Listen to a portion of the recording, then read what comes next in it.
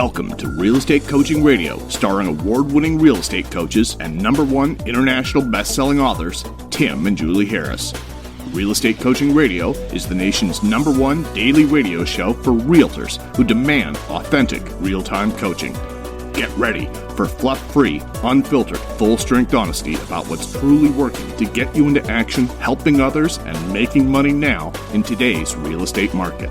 Now to our hosts, Tim and Julie Harris. 3, 2, 1, and we are back. Welcome to your lovely August the 11th. Hopefully everyone's having a fantastic day. Julie and I have been on a lot of really motivational coaching calls throughout the day. I always like having the podcast right after we do our coaching calls because it keeps the energy levels high. And Julie and I are receiving a lot of very interesting questions from our coaching clients that are essentially not surprising. The market is quickly changing. The challenges you guys are experiencing are going to get more complicated with more moving parts. And it goes back to what we've been, essentially trying to drill in your guys' heads for a long time, that the tools you needed during a seller's market in your toolbox are not the same ones you're going to be using now. And I think some of you guys are realizing what we've been telling you is true. And I'm going to give you an example. So Julie, welcome to the podcast. Yes, thank you. And I would agree, lots of interesting cases and scenarios and negotiations, all kinds of new things that they're having to deal with in this market. So can I be honest from a selfish perspective? Sure. I actually have essentially re-engaged with all coaching calls because they're interesting again. Right. I'm with you. I know. I totally know what you mean. They're like trying to solve Rubik's Cube, some of these questions and challenges these guys are having. It is more interesting. It's true. Mm-hmm. Yep. And it was so boring having these conversations about there's no inventory. And, it's like... Find some, for the love of God. Right? You guys are going to be experiencing an onslaught of inventory this time next year. The whole market's going to shift. But do understand that I always have to remind myself that not all of you guys are regular listeners. We do this podcast every single day. It's the #1 listened to daily podcast for agents in the nation. And yet there's still a few of you that don't listen to us every day. So we are optimistic for the future, but at the same time, we understand that it's going to be very much a bifurcated market. And that's where there's going to be, even in your own market, different, seemingly not even relatable markets happening. You'll have a buyer's market, you'll have a seller's market, and then you'll have markets where there's, somewhere in between. You're going to have to become a really good expert at CMAs and understanding the market gyrations that are going to affect where the pricing goes. And also, I'll tell you the other thing it's really fascinating for Julie and I to watch from an intellectual perspective more than anything is that it seems like there's a big arm wrestling match going on between whether there's going to be inflation or deflation. A lot of you guys will remember back in 07, 08, 09, there was deflation, right? Properties and virtually everything else dropped in value until it didn't, and then it went up again. Well, inflation might be the thing that we are going to see this go around, which means there would be no deflation, and it would just go right to the, essentially, as far as you guys are concerned, housing cost, housing values inflating. So we would skip the deflation phase and we'd go right to the inflation phase. And personally, if I had to place my bets, that's what I would bet on. I would not bet on a deflation phase for housing. I would bet on a more protracted, by nothing precipitous. Like most markets will see a leveling off of price appreciation, and then you're going to see inflation kick in. It is possible that you'll see maybe 3 to 6% deflation, but again, it's not going to be like it was back in 07, 08, 09. But in those same exact markets where there might be, 3 or 4 or 5% deflation, you're also going to see massive inflation that's going to happen at the same time. So it's going to be very confusing to know what set of tools you need to be putting in your toolbox when you go out and talk with that seller. And buyers are the ones that are going to be the most confused because it's going to be like, 5 miles from each other. You're going to have two competing neighborhoods. One neighborhood's going to be doing incredibly well while the other isn't. That's the nature of a market like this. So stay close, and we're going to be educating you as much as we can, as much as you'll allow us to be over-prepared for that market.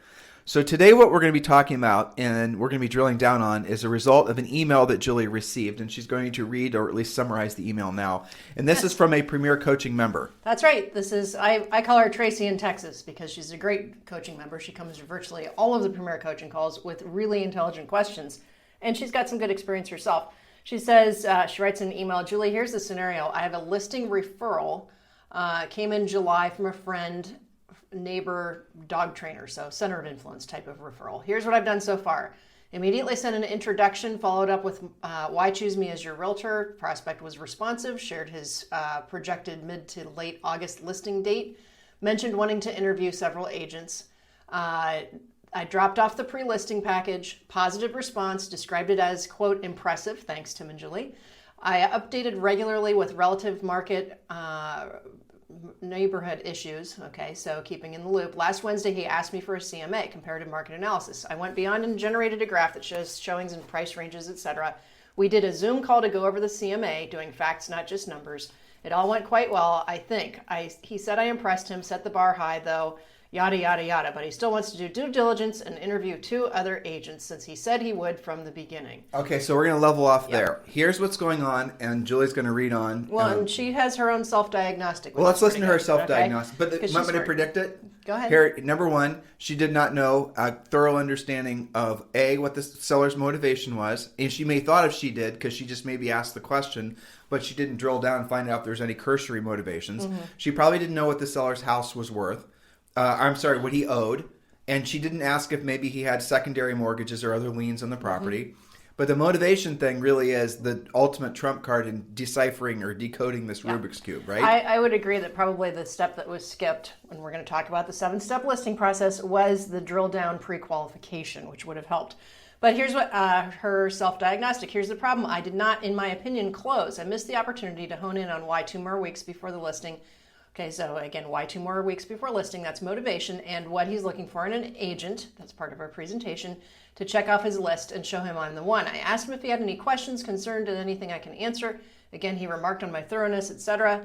Truth, I've had good feelings on appointments, and good feelings don't equal good outcomes. I have to get this listing and move my meter. Help me.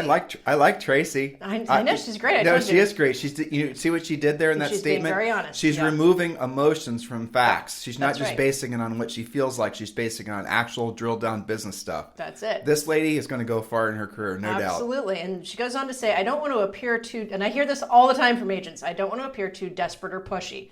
He seems to be the type that could be driven away if I lambast through his wishes and is set on interviewing other agents. A couple of times I've tried to push it, but he comes back with, quote, as I said before, not in a rude way, but I think it's his hint that his way is his way. Very gracious, but still. I've been looking for a legitimate reason to reach back out to him, hoping to see new activity in his neighborhood, do a bomb video, maybe see if my friend can snoop around the referral. I just don't know, and I feel like I dropped the ball. Didn't do the Sharpie close. Now that I've exhausted you, take a breath and a glass of water and let me know your thoughts. Well, so last bit's the bottom line. You didn't close them, Tracy, at the listing appointment. You didn't use the Sharpie close. She didn't do the pre-qual and didn't know the motivation to close him with. And you didn't, again, you need to get into Harris Learning, and Julie's going to read the 7-step listing process. Oh. You need to get into Harris Learning, and you need to listen to all the audio training that Julie and I did on this. Because the other thing that would have obviously helped you is if you'd been last on this listing appointment. But let's say, for example, let's just reset the table here. And by the way, you still might get this listing. I agree. But my spidey senses tells me this guy was price shopping. He was looking for the agent that was going to tell him the highest price. So Tracy, I don't know the answer to this. You didn't say it in your email. Did you tell him the list price at the listing appointment? I don't think she did. Okay, because you never give the seller a list price at the listing appointment unless they're signing the listing contract. You give them a range. Because if you give them a price, they're just going to shop your price, especially in a bizarro parallel universe market like what we're experiencing. And some agent, usually an agent with lesser experience or one that's, maybe being a little bit more aggressive than you, is going to walk in, tell them a higher price, get the listing, placate the seller that it's the right price, and then get a price reduction in 2 weeks. Because you should not ever be give a price range until you have the contract signed. And when they press you and they say, what's the price of my house? What's it worth? Well, Mr. Seller, in this market, at this very moment, the house is worth between this and this. Now, the reason, I can comfortably, let's say right now the house has a real strong value of $300,000. Mr. Seller, realistically, that because of all the turbulence that's happening everywhere in society and the economy and whatnot, the house could be worth anywhere from $285 all the way up to $325, maybe even $330. And what will adjust that or change it, up or down, depends on interest rates, depends on the, everything that's going on in the news, people's confidence, competition on the right. There could be there could be an employer that between now and when you decide to list the house, announce that they're having a whole bunch of layoffs, and that's going to cause prices to obviously adjust downward. Or there could be an employer that announces a whole bunch of hiring, and that could cause. So, Mr. Seller, in this market, this is the range. So, ideally, how soon do you want to have this property sold, and then move them forward? But by not using the Sharpie close, that's where you ultimately lost this listing. You should have A, tried to have gone in last.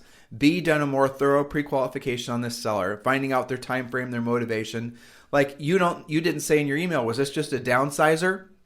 Or was this an older person that maybe was moving because of health problems? Was this somebody who was maybe moving because of financial problems and they didn't want to let you know? I mean, these are the types of things that if you follow our scripts, Tracy and everybody else, all you've got to do is just read what we've written and just fill in the blanks. Our pre-qualification script is, in essence, a form. It's giving you where you write in the answers in little blanks, right? And then the pre-listing pack, which it sounds like you did send that, you obviously get that out every time prior to the listing appointment, and you heard essentially the seller's reaction. But after that, if you didn't follow our listing presentation, which only once you're at the seller's house might last a half hour, but you can usually make it last less than that. It's not a rush to get out the quickest. I'm just saying realistically. If you follow the Sharpie close, you would have, having actually done your 100% of your job prior to going to the appointment, you would have gotten the contract signed. And I know this, and Tracy, you know this because you're a coaching client, because you hear people on the semi-private coaching calls who are brand new agents who the ink hasn't even dried on their licenses, but they follow our process exactly without deviating or adding their own little sugar and spice to the mix, and they're taking listings. Right? I think there's another layer to this too, and I think these guys might be suffering from this a little more on Zoom calls, is I believe she trusted and just basically the seller asked for a CMA via Zoom, and that's what she delivered, and that's fine, but because she didn't have the facts from the pre-qualification, it wasn't a real listing presentation. And I remember you and I learned that even if they say, hey, I just want to know what the price is, or I just help me market it, help me stage it. What should I do to get it on the market?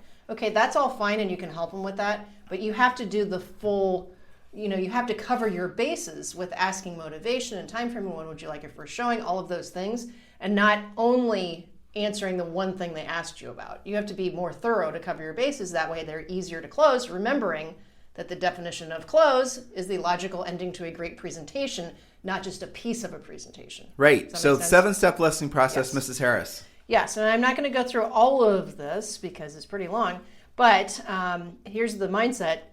Then I'll do the steps, okay? So that the listing agent's 7 Ps are this. Profit comes from previewing, pre-qualifying, preparing, the PLP, that's the pre-listing package, and a polished professional presentation. And then I said, prayer doesn't hurt either. Julie, holy tamale, how many more Ps can you fit in that sentence? Well, it helps them to remember. Profit comes from these things, okay, for example.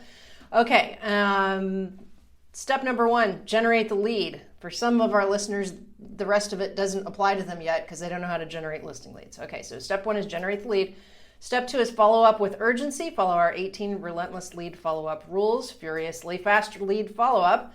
Step 3 is pre-qualify. This is what we were just talking about. Pre-qualify using the script, which is basically a question checklist. Pre-qualify for motivation and time frame, and pre-qualify 100% of your leads, buyer and seller, 100% of the time, using 100% scripting, okay? Not different rules for different people. I don't care if it's your mom and you pretty much think you know why maybe she wants to sell, you still have to ask the questions. And in the in the pre-qualification script, you're going to find answers to their time frame, motivation. Are they buying as well? Are they speaking with other agents? If so, how many and who are they and how do they decide? The price that they have in mind and why. Then you've got step number 4, send the pre-listing package. Number 5, confirm the appointment. Number 6 is present. It's showtime. Remember that presenting begins at the time you convert the prospect from a prospect into an appointment.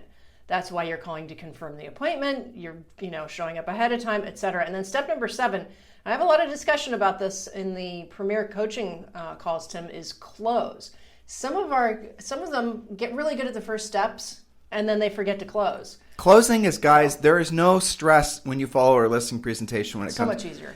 I'm going to just reel this back just ever so slightly. When you send a pre-listing pack prior to going in the listing appointment, in the pre-listing pack, Do not change our pre-listing pack. Do not reformat it. Do not change the titles of the pages. Do not change the order in which the pages are presented. All the pages should be waterfalled inside the folders, just exactly like we designed it. All of that stuff, there's absolute art and science behind every single thing that went in there, trialed and tested across the country from every price range and every market condition.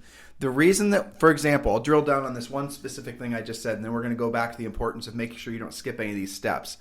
The reason that you want to have the pre-listing pack formatted in the water, you only Premier Coaching members, I know everyone else, you don't know what I'm talking about. Your fault for not being a Premier Coaching member. Right, but that could be cured. Premier Coaching members, what you're going to do is you're going to have the pages formatted inside the folders like we designed it, because that means that when you get to the seller's house, when you're following our listing presentation, we tell you exactly what to do. Knocking on the door opens, and the seller's standing there, and you're supposed to say, Mr. Seller, before I take another step in your house, I want you to know that I'm 100% committed to getting to your home sold. Now show me the kitchen table.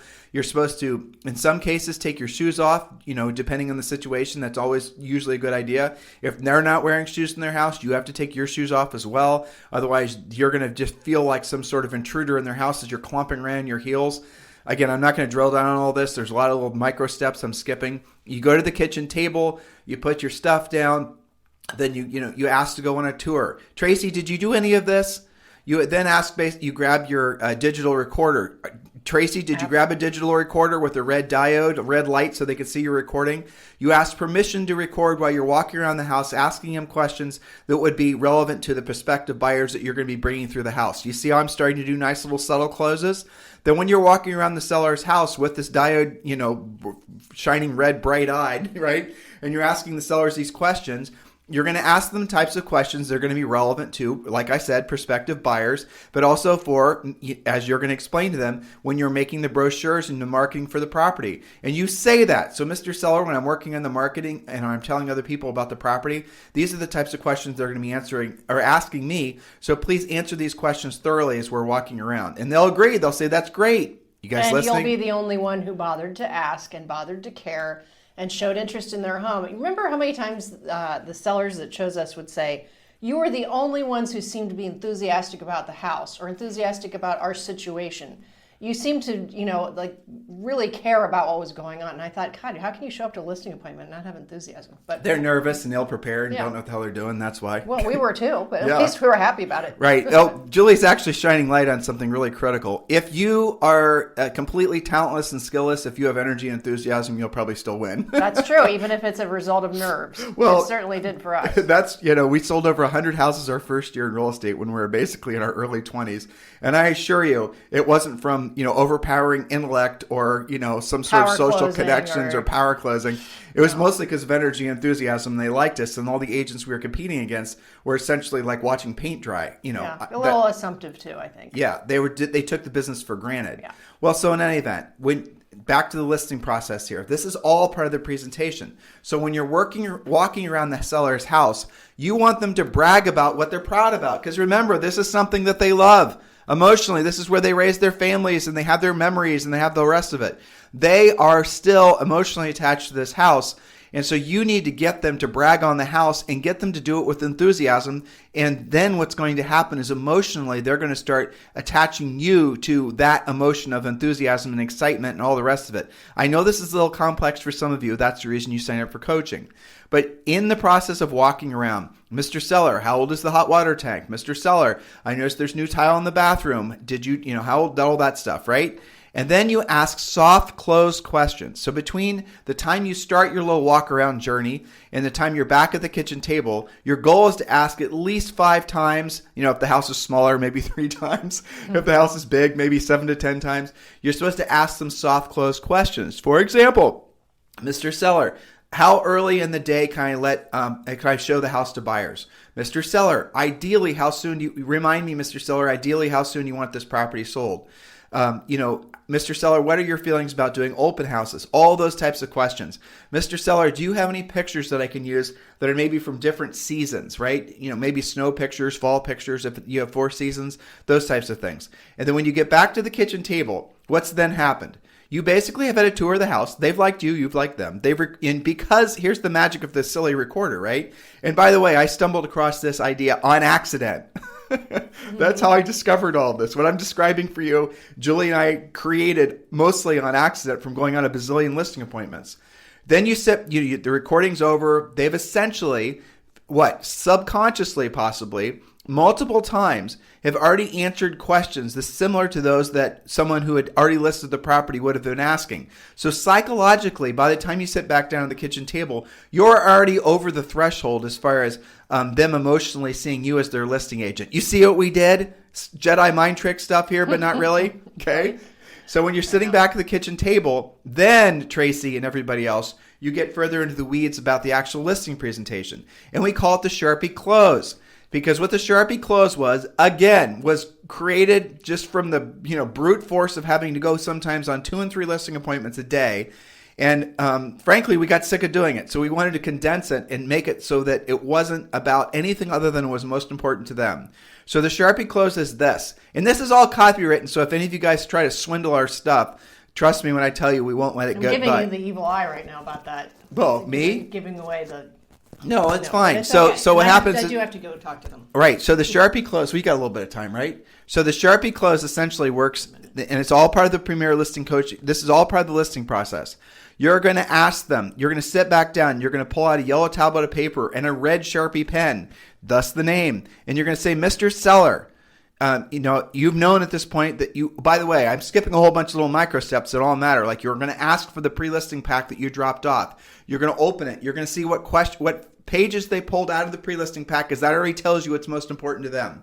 If they pulled out the commission page and the pages are stuffed in the folder in such a way, it's very difficult to put them back in. So sellers never do. So what they'll do is they'll leave the pages out loose, and then you'll immediately have an indication of what was important to them. And in our pre-listing pack, you're also supposed to send over with the pre-listing pack, 10 or 20 questions that they're to use when interviewing you, and you're to use when they're using, they can use the same questions when interviewing other realtors.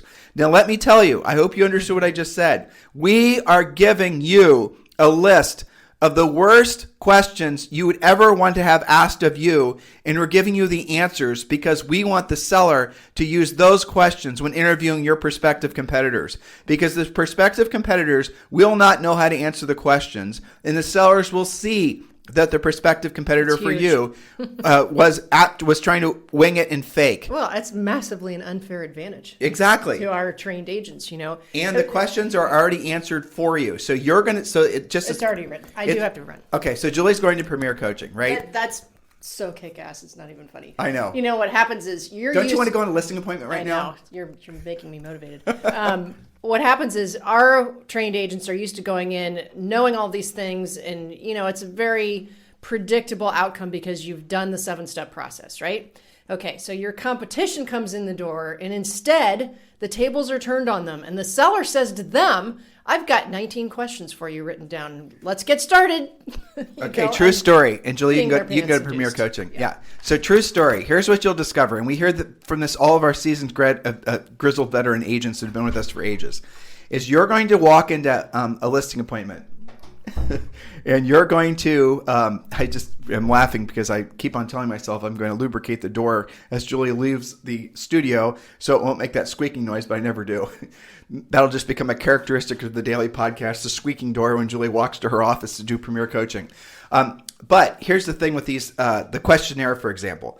You're going to walk into sellers' houses, and the seller's going to have used, because you're going to always want to position yourself to be last, right? So let's say you're competing against 2 or 3 other agents. That you will walk into the house, and you'll see that the seller used the questionnaire when interviewing other agents. And the questionnaire, you're going to see their chicken scratches where they wrote down the other agent's answers, and you will never see the seller get much past the 3rd or the 4th question, because by that time, they'll realize that the agent was winging it.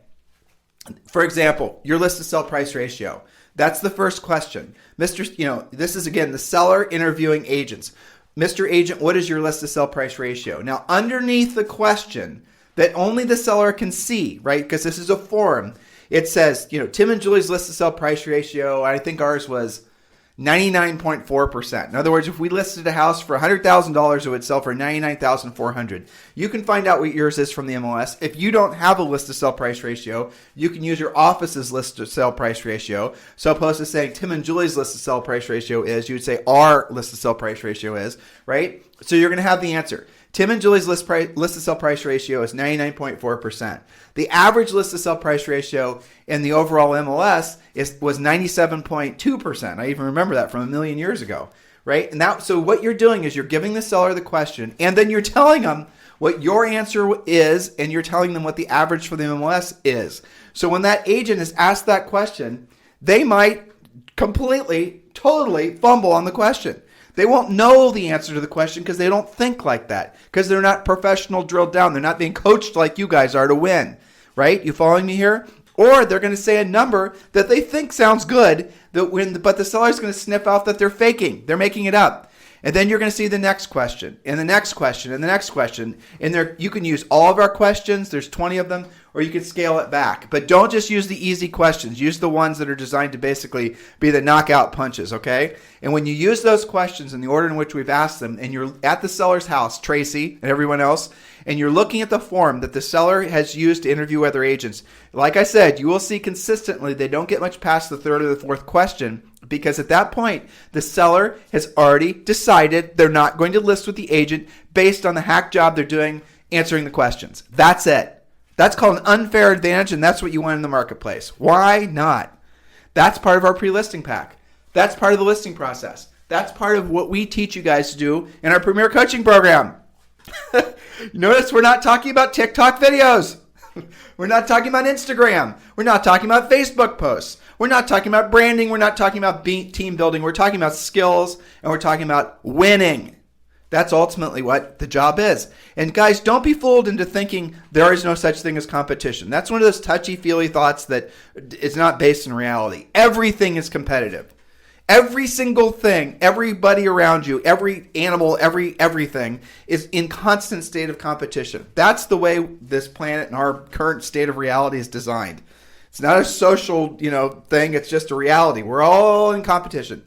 So for you to go on a listing appointment, after all the work you put into it to get there, even if you're going on a listing appointment with someone you would set aside lots of time, energy, effort, and then for you not to take the listing, 10 times out of 10 needs to be seen for what it is. You failed. So many of you accept losing 50% of the time. That is insane. Why would you ever set yourself up to only have a 50% chance of winning? And the agents do that all the time because they wing it. Or a lot of you listening, what you'll do is you'll take a little bit of your broker's presentation, a little bit of your neighbor's presentation, a little bit of your listing presentation, and you'll sort of patchwork quilt it together, and then you're going to be falling into the 50-50 ratio if you're lucky. And it's only mostly because you're going on listing appointments with your centers of influence and past clients. You will never have the guts to go and start competing for the real business with people you don't know, because of the fact you don't have a presentation, and you know it, and you know you're going to get your butt handed to you. You need to be the butt hander, not the butt receiver. You guys getting me on all of this? That's what we teach you to do in Premier Coaching. That's what we're all about. We want you to run a very competitive, profitable real estate business that's always focused on being a service to other people. Because what is our whole presentation that I just sort of gave you a fast overview over?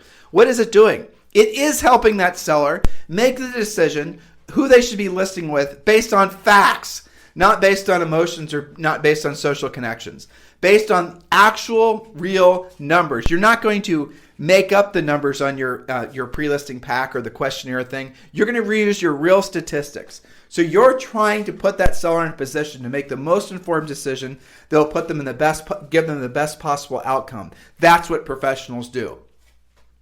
Is this resonating with some of you? Oh, I know it is. I mean, I'm genuinely excited. If I could, people ask us all the time if we were to get back into real estate, which we haven't been in real estate, selling real estate forever, other than our own properties, what would we do? And I'll tell you right now, and this is why I'll always say, I would 100% focus on listings. We would 100% focus on, obviously, proactive lead generation. And that's what we would do. And we would just, Julie and I would follow our plan exactly, because we know that it would make us, and depending on the market, potentially millions of dollars per year. It is a proven plan. This is not we're not asking you to plug into our system and then for you to modify it or come up with your own version. We're not saying, look, guys, you don't have the experience to know how to put your own presentation together. You don't have the experience to know how to put your own pre-listing pack together, to know how to compete for a listing. You just don't have that experience. And it's not your fault. You just haven't been in the business long enough. You haven't had enough up to bats. After you've been in the business for 20 or 25 years, start your own coaching program. You'll have had your own experience at that point. But until you do, why would you wing it? Why would you, essentially lock in a very low success rate? Just copy, emulate, do exactly what we ask you to do as far as the Premier Coaching Program. Ultimately, guys, it removes ego, but it also adds profit. By following what we've created for you, some of you immediately are going to find that objectionable. That's fine. You're not going to make for a good coaching client. Don't sign up. Coaching clients are the ones that want to follow a professional path forward, and they want to get to the top of the mountain the quickest. The worst types of coaching clients are the ones that are going to be the samplers. They're going to take a little bit of this, a little bit of that. They don't want to be held accountable. They don't want to be told what to do. They don't want to be challenged. They want everything to be sort of wistful. In other words, just happen because the ebbs and flows and whatever. They're not taking a professional business approach to their business. You guys ultimately will never be the best option for sellers because you've never allowed yourselves to drill down and become the best version of yourselves as a listing agent. Does this make sense? I know it does because it's just sort of, practical, commonsensical kind of stuff, isn't it? So guys, listen, we are incredibly enthusiastic about the changing market. We really are, because it's going to create so much opportunity for a majority of you who've been locked out of some of the best opportunities in real estate. Because frankly, a lot of the people that have, like when Julie and I, we started moving to, we started in a normal price range in Columbus, Ohio, and then we moved to an area where the price range was really high end. The price range and the nature of the people, our practice, our product, our content, our presentations, our scripts, our everything translated perfectly from selling normal price houses to selling really expensive houses. There was no difference in how we did business, and the sellers loved it and embraced it. The point being is it does not matter what market you're in. Don't convince yourself, just because you're selling luxury, that somehow you don't have to be professional. Don't convince yourself that the luxury seller doesn't expect you to be equally as drilled down. They do even more than the lower end seller because they themselves probably had to, earn it themselves. They've gotten to where they are because they essentially created their own financial reality from hard work, and they will, game smells game. And they're going to appreciate the fact that you have a pre-listing pack, that you're following a listing presentation, that you're trying to close them, that you're following a process with the goal of getting a consistent result of them signing the listing contract. The higher end the seller, the more the seller appreciates somebody who approaches real estate like we do, like you should, and many of you already do. That's the reality of the whole thing. It's exciting, guys. Please be excited. Because when you do decide, some of you are saying, I'd love to sell luxury. I'd love to move up market. And a lot of you guys have been locked out because there's been very dominating agents in those particular markets, and there hasn't even been enough breadcrumbs for you to pick up on for you to get anything other than the occasional buyer. But in a market like this, those agents are the easiest to displace because of the fact that they adapt the slowest. They will not take a drill down approach. They will not have a pre-listing pack. They will just rely on their old, essentially homegrown social connections. And those social connections, what happens? Centers of influence and past client agents are the ones that are, that's their lead generation spoke. They're the ones that suffer the most in a market like this because their centers of influence and past clients are not just going to list with them anymore because of the fact that they know them from church or from school or whatever. Because those sellers are going to be apprehensive to list with someone who does not have a proven track record or at least a professional approach to real estate. So the center of influence and past client agent just shows up as assuming they're going to get the listing because they've been dropping off pumpkin pies the last 14 Novembers in a row and other little tchotchkes and things like that. And they're going to show up at the seller's house and they're not going to be ready to compete. The seller maybe has some financial issues, maybe has some, who knows what's going on because a turbulent, fast-changing economy and housing market, it's going to create all kinds of headwinds, all kinds of new challenges. Like we said, you need to restock your toolbox with a new set of tools. Centers of influence and past client agents, they're not going to do it. Generally speaking, they're going to show up being affable, being nice, hoping that their social connections are going to win them the listing. The seller's going to give them the time of day, and then you're going to show up. And you're going to take a very business approach. You're going to be very drilled down. You're going to answer their questions completely. You're going to explain to them essentially how it works in a changing market, let alone a buyer's market in most cases. They're going to list with you. How do I know that's true? Because we have thousands and thousands of coaching clients over the last forever that have proven, and not to mention our own experience. That's what happens. But you have to earn the right to be at the table in the first place. And that comes from you knowing what to say and how to say it. It comes from you being a professional. Look, you guys might not ever be able to compete on the social connections and all of the rest of it. Julie and I never could. We didn't have enough social connections, especially in the high end. We had to do it based on, essentially what I've just been describing to you. Ability to prove that we're the best choice, not allowing the seller to be, I think, persuaded just because they have social connections with this other agent. And there's lots of scripts that we can teach you, lots of things we can say to you that you can say to the seller that will help them to understand the importance, especially in a turbulent market, of listing with the most qualified, skilled agent, not just the one that they know socially. And they're going to embrace that. And trust me when I tell you guys, there's never been a better time. When Julie and I got in the real estate business, and when we were selling real estate, there virtually was no appreciation. It was, if anything, it was a flat market. And it stayed like that almost the whole time we sold real estate. And then essentially when we started coaching full time, then we started seeing in different pockets of the country, we started seeing sellers markets. This was back in the late 90s. And then you saw the markets come and go. And then nationwide, it became a seller's market. The nationwide seller's market, guys, is and frankly was a phenomena of only maybe the last 4 or 5 years. That's never happened before like it did. They're called B and C markets. Like where Julie and I sold real estate was technically like a B market, Columbus, Ohio. Whereas if you were out in San Francisco, that would have been considered an A market. Demographics, costs, all the things, right? It had a lot to do with an old set of rules that frankly no longer apply with regards to how real estate is valued from an investor's perspective. But what we saw was the A markets would take off and they would appreciate, and we'd have coaching clients in those markets or experienced, frothy sellers markets. But then you started seeing all these other markets that had never really been experiencing a kind of hot appreciation, and then it spread nationwide. Now the same thing is going to happen in reverse around the country, and it already is. Those traditional A markets that everyone thinks of, certain parts of LA, Southern California, San Diego, Miami, New York, all those markets, guys, are in reverse right now. All of them are in reverse.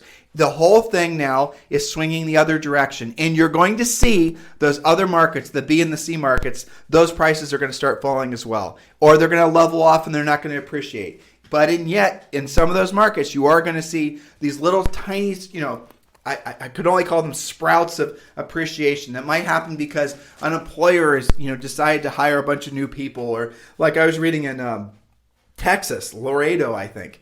Tesla is going to be building their trucks there. And I read some other big manufacturing things going to be happening in some, kind of dusty old town in Texas. Somebody else is going to be hiring a gazillion people and putting in a ton of money in this local economy. Well, you could be in a part of Texas where basically, houses never sell, which isn't the case now, but you could be. And yet, two, towns over, you have that going on. I remember when the housing market crashed back in 2007, we had Lance and Karen Kenmore, and we still have them as great coaching clients in Kennewick, Washington. Well, everyone else was basically licking their wounds, getting ready for more depreciation, and their market was booming. Why? Because in Kennewick, Washington, the major employer was, I forget all this, the gist of it was an old Haverford nuclear power plant. I can't believe I remember that. They were in the process of essentially, cleaning it up, and, the government had put billions of dollars into, I forget what the actual term for it is, but essentially decommissioning, I think is what it was.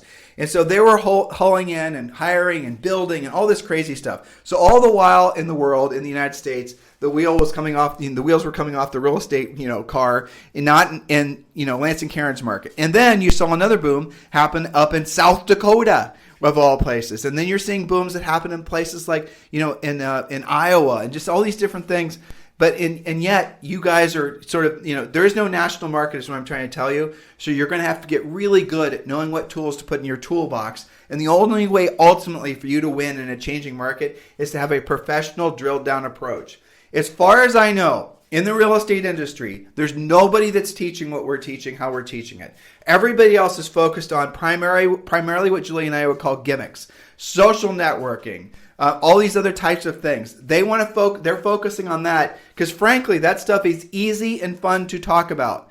What is easier for me to talk about in a podcast, listeners? How to basically get Instagram to generate a hypothetical buyer lead that probably will never buy, just because you created some sort of funny little video of you and your dog. I mean, trust me when I tell you that's a hell of a lot easier to explain, right? To talk about. You guys want to hear it because there's no rejection involved, there's no skills involved, or basically what we do. The reason that we do what we do, even though frankly we could probably sell more coaching contracts if we did the gimmicky stuff, but we won't, is because we want to build agents who are going to be in the business for generations, not one of the 85% of all agents that fail out of the business within 18 months.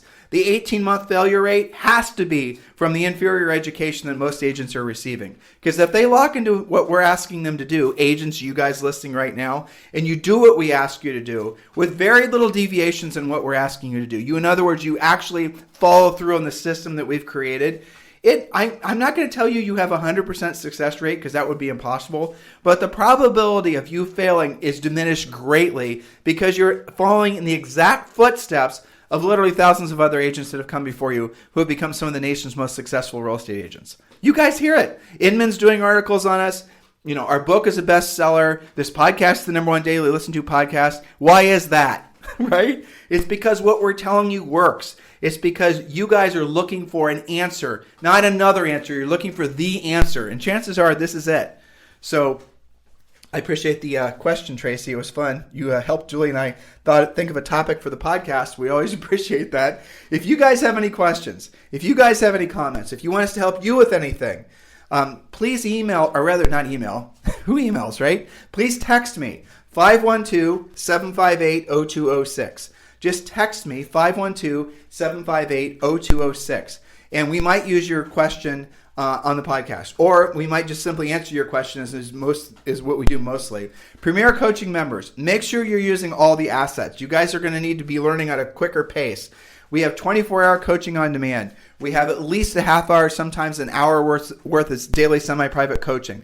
We give you all the presentations. We tell you what to say and how to say it. Tracy and everyone else, make sure you're logging into Harris Learning. You're reading, you're listening, you're doing all the watching, you're consuming the content.